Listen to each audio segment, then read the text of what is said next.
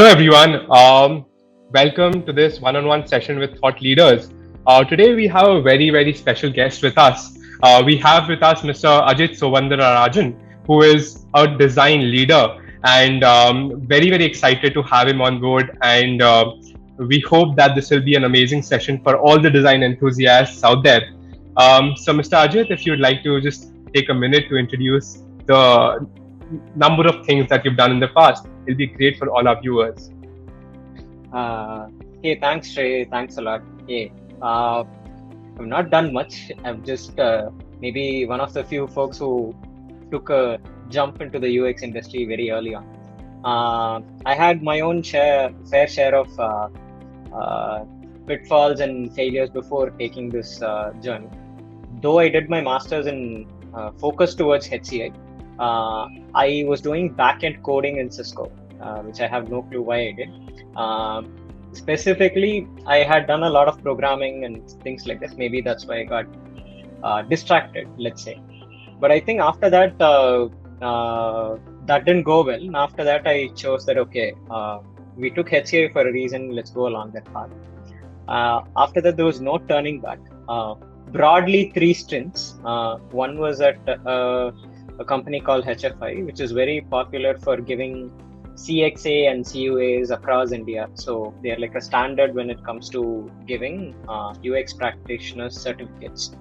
I used to be a trainer as well as a consultant there. So consulting UX, that too in the early 2000s, was very tough. So one very hard lesson I learned was all the ideas are good, but when it actually goes into actual implementation, right, or somebody actually working on it, the translation of that idea into actual design that people are going to see, there is a massive gap. So that was my first learning. After that was Freshworks, where that gap was minimized for me and literally hands-on, right? So, and Freshworks was a beautiful journey. So it the design also evolved along with how a company grows. There is no, template for how to set design process in a growing startup. So whatever, I had to unlearn a lot, because whatever was taught to me in design cannot be applied here. So one thing that I took with me was questioning. Okay, is this good for Freshworks right now? Should this design process be followed? Should I stand by it? Right. So Freshworks was a beautiful journey, and should design just stick with one small aspect of product design? Can it go beyond? Can it be experience design? Can it be service design? So it's like a circle that goes wider and wider, right? After that was Flipkart, which which was like it's literally that circle which I'm talking about. It's about not just product design there. It's about how do you define the experience. If a seller is calling and shouting at you on, I've not received my, nobody has come to pick up my order, what do you do? How do I handle that experience? Because every day you're going to get this day in and day out, right? So design is not just about what it looks, right? It's about the experience or the feeling that you can give to the other person. And if this happens, there is a very heavy business value that is being extracted out of it. So there is a famous saying which says, good design is good business. And I'm not kidding you, it's true. So my goal is to see how to emphasize this better and better in the industry, because I think there's been enough emphasis on how it looks. It has to be good for people. It has to be good. Yeah, everything is good, right? But at the end of the day, world runs on commerce. You can't stop it. If design can make it better, why not? Right? So I stand right at that juncture, and that's where my whole journey has also been. It's with more B2B design, but I also see a lot of value where I can see consumer construct in the industry constructs kind of coming together to make this principle of good design is good business possible. So broadly, this has been my journey. So that's where I am Yeah, today. thank you Still so much for struggling to being. see it. Yeah, right. Thank you so much for being so humble and elaborately explaining how your journey has been. So, for our viewers, Mr. Ajith is currently the Associate Director at Flipkart for Product Design and User Experience Research. And I hope that all of you gather a lot of insights from this session. So, Ajit, I think you spoke about a lot of, your experiences. While talking about your experiences, I think you covered a lot of grounds, starting from how you really shifted and transitioned from a computer science graduate and an engineer to, being a design enthusiast and then, pursuing those roles. So, how was that transition, and what do you feel that, how can design aspirants who have a similar journey relate to such an experience? It's so in short, I like tinkering. So I'll start there, right? I like to make stuff. So when it came to computer science, I didn't mind writing 1,000 lines of code, but I didn't want to see a terminal window. I wanted to see something good, right? Something which looks good. That's where it started. Can I do? So I was into animation programming and things like that. So can I do something such that I can put something on the screen and it is interactive? Can I interact with it, right? So that's where it all started. And my initial projects were virtual reality based. So in 2006 and 7, I was building stuff on virtual reality, seeing if learning transfer from virtual setup to the real setup. Now that's where the hard hit reality came, right? Doesn't matter what out of the box thing that you do. People just say wow and move away. That was like a very hard thing for me. Like it was like a, what do you say? It just pulled me down. It's like I put so much effort and this is what it is. That's when I understood that before actually doing something, before actually building something fancy, right? Questioning why I'm doing it. And especially graphics is very hard. It's not easy. You have to put a lot of effort. Asking the question before jumping into taking up anything, right? And designing is even more harder because you're putting heart and soul into it. I think asking the question and designing that is something which I started loving. And if all you programmers out there also think along the similar line, ask that question. I think you will start seeing a very different way of looking at design as a career option itself. So it's not just designing something, it's about why you want to design, where is it going to fit. You're literally looking at, in short, you're doing a movie on it. You're doing a product. You're introducing a product. Who's the protagonist who's using the product?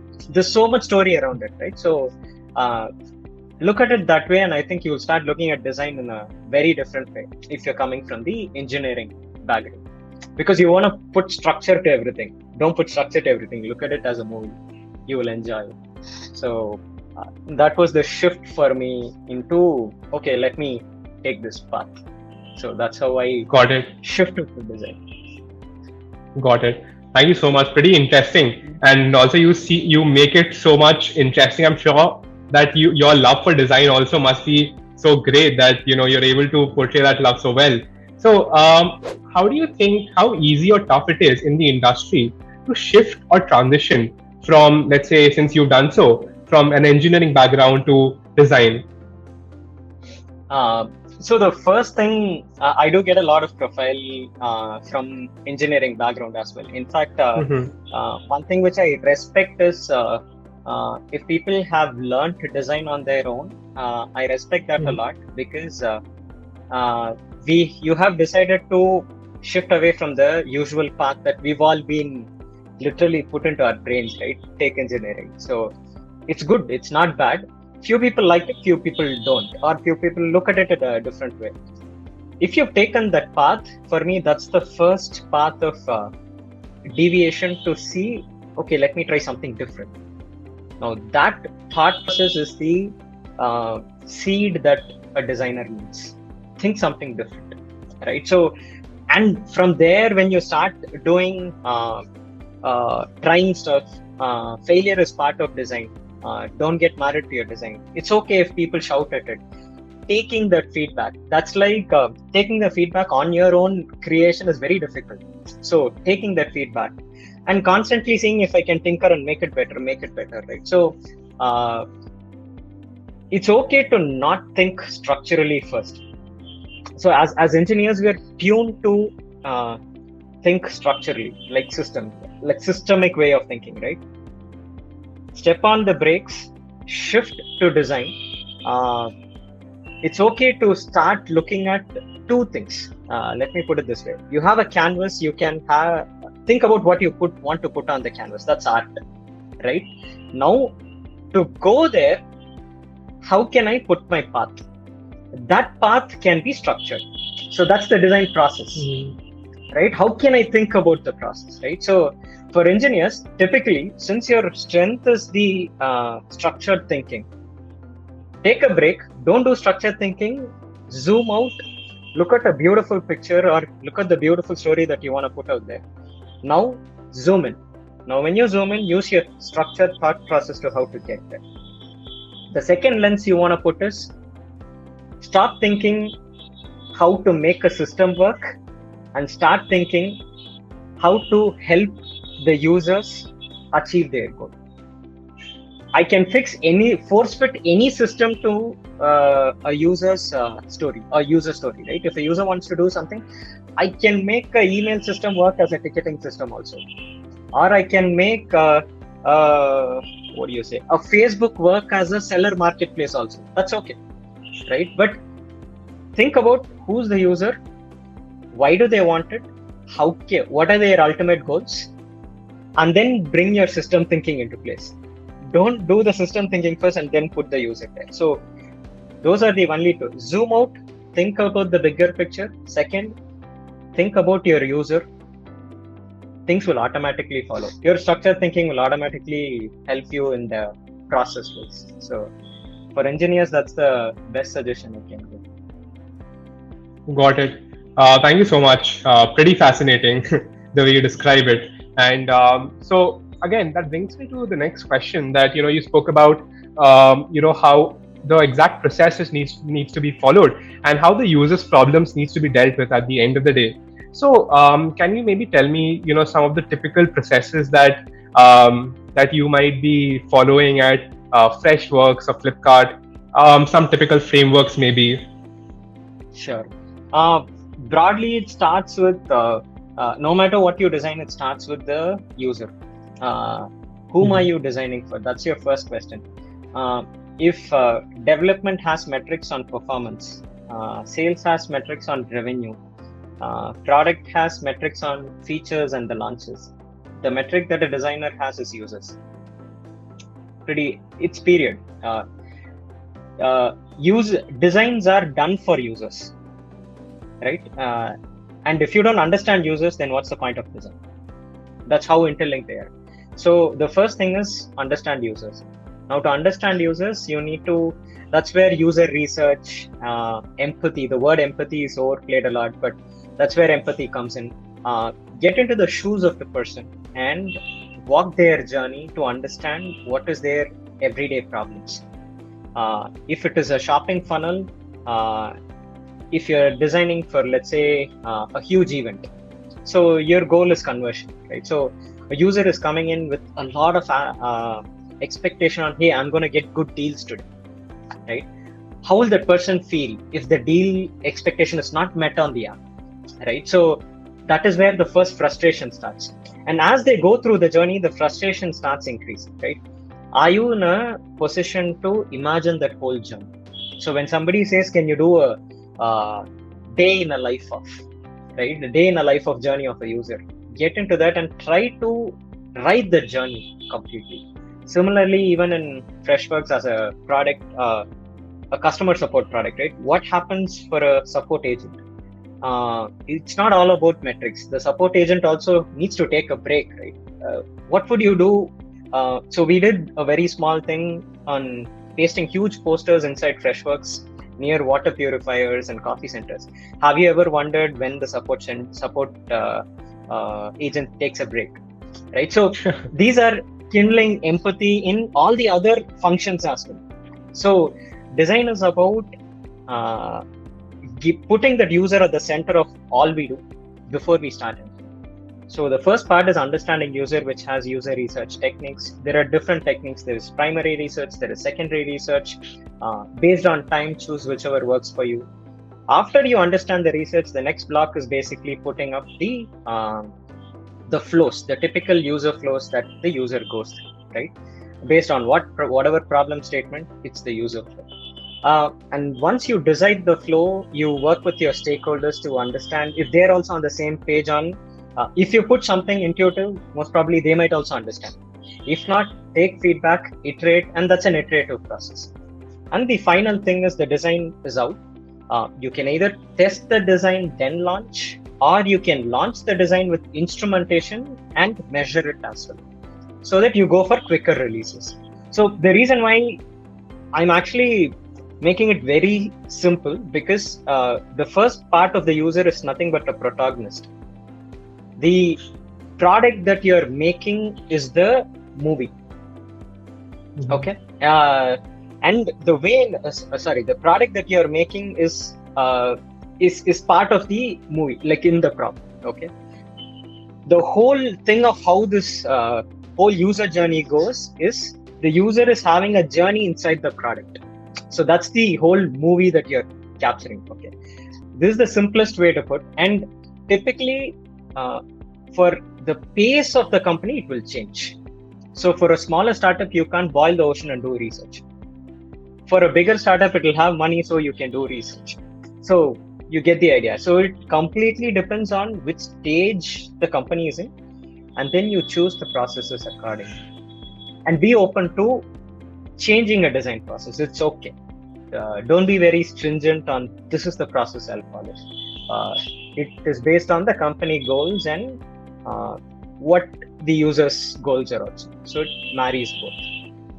So this is broadly how you users, the journey, the product, and then testing. Be open to experimentation a lot and do it iterative. Right, got it. So you spoke about how you need to experiment a lot and also keep reiterating and building on it or designing on it. So does that also mean that, designers have to be very data driven at times? That, when you take in feedback and actually a good question. I get this a lot, and personally, I think you should not be afraid of numbers. Just because we are designers, it's not that I'm afraid of numbers. I'll give you a small example. If somebody tells me 25%, I imagine a quarter slice of a pizza. Maybe another person looks at 25 like a graph. Maybe another person looks at 25 like half in a beaker, like 1/4 filled, right? So we just imagine numbers in a different way. So as designers, the first thing is don't be afraid of numbers. The second thing, measurement is important. It doesn't matter. Like either you have to instrument it in the product that you have designed, or you have to test it before it is being built. So either ways, in digital spaces, you can actually instrument the code such that it is collecting data, and then you look at the data. If it is expensive, if the process is expensive, then you do the testing before, understand if it's working for the users or not, then basically go on to development or engineering or other side, right? So measuring is important fundamentally. There are two types of measuring. This is post you make something, you measure, right? There is another type of measuring, which is that's more research. It's okay. So you do foundational research to understand your direction. That's research. Mm-hmm. Then you do usability testing to kind of understand if what you have done works or not. So measuring is important. Please do follow it. Never be afraid of it. At least question it to the product managers and the developers whom you're working with, if they have instrumented the measuring part. And keep doing it iteratively. The faster you fail, the better is the next version. The later you fail, I think someone else takes the opportunity and moves ahead. So that's how it is. So that's a great quote.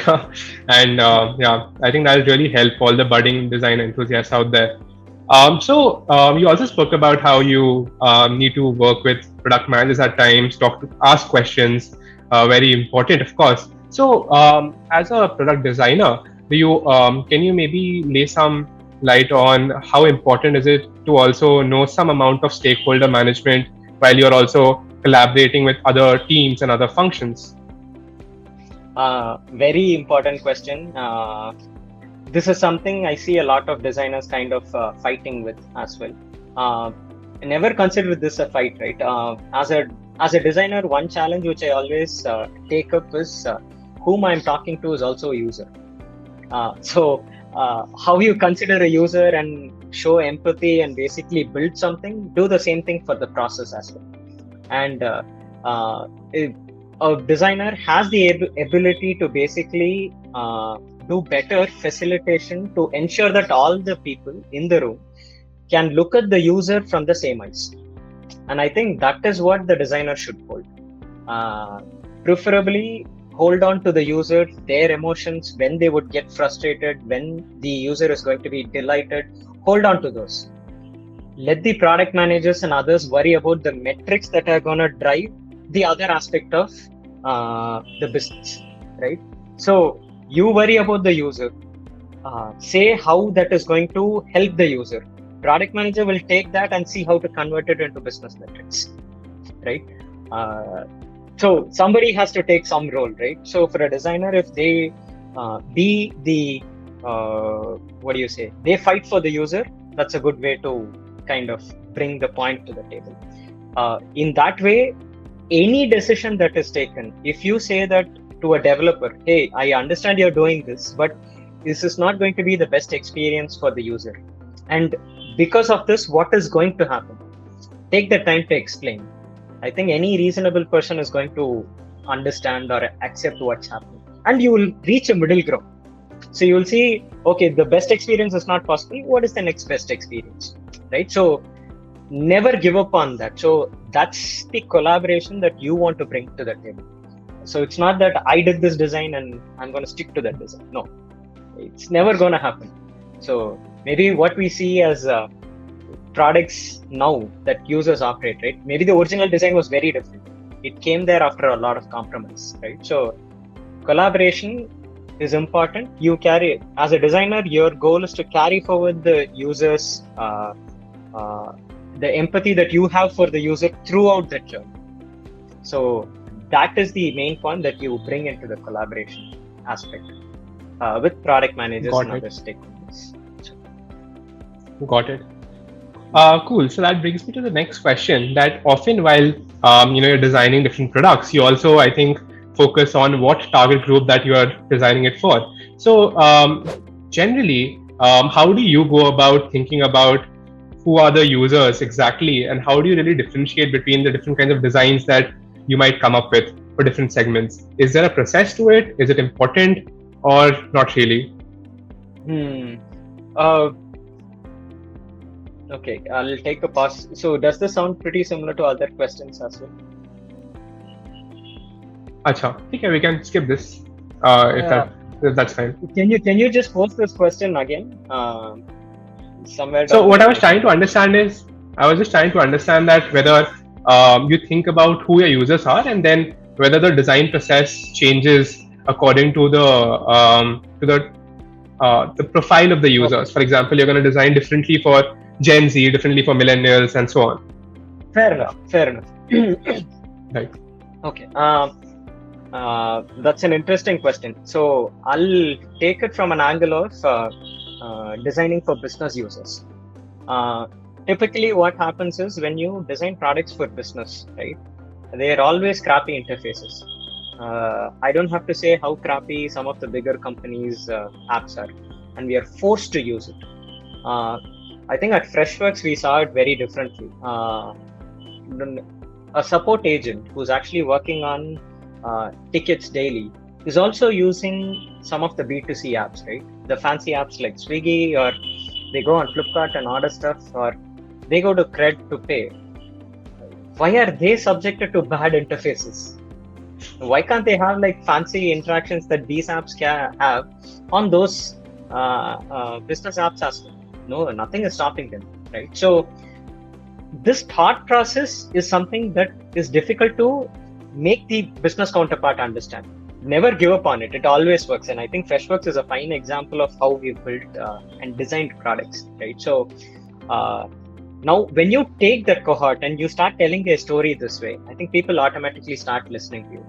The next thing is, if you start mapping each of these cohorts to the business impact that they can deliver. Example, at Flipkart, if I say this is the seller and this is what the seller is going to be doing, and this impacts how they do business with us, there's automatically a different way of looking at the problem, right? So we've done some significant movement on the seller side to see if we could improve the rating of the app. Flipkart seller app is currently rated pretty high. Those were all changes that is possible. It does take a lot of effort, but it is possible, right? As a designer, if you can highlight who the user is and where does that user stand and zoom into their daily life, right? It's not that you don't have to do a good design for a business side. That's my very strong thing, because we've seen a lot of B2C fancy apps. For business side, I think a lot of, I'll put it this way, right? If I take India, there's more and more B2B SaaS startups that are coming up. There are more and more business design, business related products that are coming up, which means business related products need to have good interface, which means you see the shift that's happening. Nothing stopping from making business apps also good design products. So there's a huge scope there, and I think it's just starting up. So understand who your audience is, see if you can give them the best experience, and go ahead. So that's one way to look at this cohort. Got it. So this brings me to one of the last questions of this segment, which is that, an advice that you would like to give young enthusiasts about how they can really start their career in design. There's a lot of confusion generally among the current Gen Zs that how do you really start off, even if you know that you're a design enthusiast. First thing is,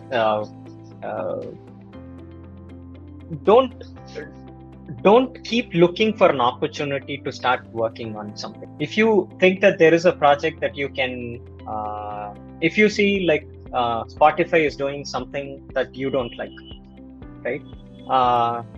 You can pick up your problem statement there. Can it be different? If you are on Twitter and if you think that the Twitter thread reading is not good, you want to do something about it, do something about it. Now, this first jumping in tells you on how you will change stuff, right? Now, that's your first checkpoint. You like what you have done. Now, put it to someone else and see if they like it. Now, that's when you enter from the world of art to the world of design. It's not just you're trying to see if the problem is just with that you are facing or others are also facing. Now iterate it. Now that is what you have to get into. So that way what happens is you try something, put it out there, ask feedback, take that feedback, iterate, and again show it to a few more people, iterate, and that constantly needs to happen. You're constantly experimenting. That's what you're doing, right? Until there is no perfect design. If somebody is saying, I need a perfect design, perfection is a myth. Don't even get into that. Nobody can achieve perfection, right? What you can do is you can do the best that is possible for the problem statement that you're solving for. So what happens as you become a more mature designer is you ask better questions so that you don't have to do this iteration again and again and again. So if you figure out that you can ask better questions, then you have better answers to start your problem, start solving that problem statement. So the first thing for younger designers, jump in, start basically working on something. That's more important. Get your hands dirty. It doesn't matter if it's the perfect design. Don't aim for perfection. Get something out, get feedback, iterate. So that's what I would say. Tool of choice, anything is good. If somebody says Adobe XD is good, it's okay. Figma is good, it's okay. Any tool of choice is good. But get your hands dirty. That's the main thing I would say to any budding designer. Right. And be open. Thank you so much. Got it. So being curious, being user-centric, being open to feedback are some of the takeaways, guys. Definitely, I think if you follow these traits, you can definitely become a fantastic designer. So we have one last Seekho signature question. So on Seekho, we focus on micro-learning content that helps you, be better every day and learn every day, which also gets you some karma points and so on. So how important do you think for the current generation and in general as well is to be better every day by learning and by learning every day basically? How important do you think this is? Uh, just stay curious, right? If something is working a certain way, think about why it is working in a certain way. You might think it's wrong, but maybe there's a lot of reasoning that has gone behind it, and maybe, who knows, it's a designer who's come up with it, right? So you're constantly staying curious is basically questioning why something is designed a certain way. Why is mouse designed a certain way? Why has a car have like a floating, some of the cars have like a floating tablet, some of the cars have like screens fixed in it, some have knobs, some have like a slider. Why did they think of it that way, right? So it just expands, just go beyond digital and ask questions around all products around you. So Don Norman's design of everyday things is a very nice way to look at the world in a different way, right? So, and Dieter Ram's books, design, I think Design Little, I think, or Design Minimal. I think that book is also a pretty nice book. Being curious and asking questions is your first thing, right? And if those two stop, you will feel like there is nothing more for me to do. World has too many things to still out there for us to be curious, right? So stay curious, keep asking those questions, and see how you can constantly keep tweaking it and tinkering it, right? So that will give you a very a different way of looking at things around you, designing things around you. You will see yourself grow. So stay curious. No, never give up that quality. That's what I would say. Right. Thank you so much for such an insightful session.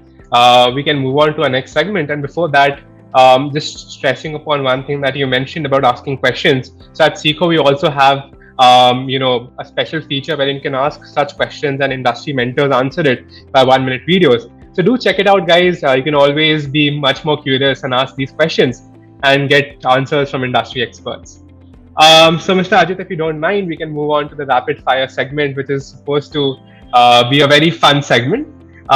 So I'll be asking just 4 or 5 questions, which I would, it'd be great if you could just answer within a word or two or a couple of words. And of course, as the name suggests, we like to make it really rapid. So the first question, given a chance to interview a famous personality, dead or alive, who would it be? Dieter Rams. So one book that you found very interesting and changed the way you look at things? There's a book called Theory of HCI. Got it. One life lesson that you find most valuable? Again, staying curious. I have one more question with me, that currently, since the Gen Z has very different opinions about design or even life in general, if you were to speak about a certain topic to the youth of India, what would it be? Definitely like to helping them understand money more easily. Got it. Your favorite company that focuses on design. This brings us to the last segment for today, which is the swipe left and swipe right segment. Yeah, go ahead. Entrepreneurship. Swipe right. New cuisines. Swipe right. Corporate events. Swipe left. Long drives. Swipe right. Cool. That's it. Thank you so much for that insightful session. It was really great hosting you on Seekho. And I'm sure that everyone who's viewing this video will definitely gain a lot from it. Sure. Thanks a lot, man. Thanks a lot, Shrey. Thanks for having me. Yeah.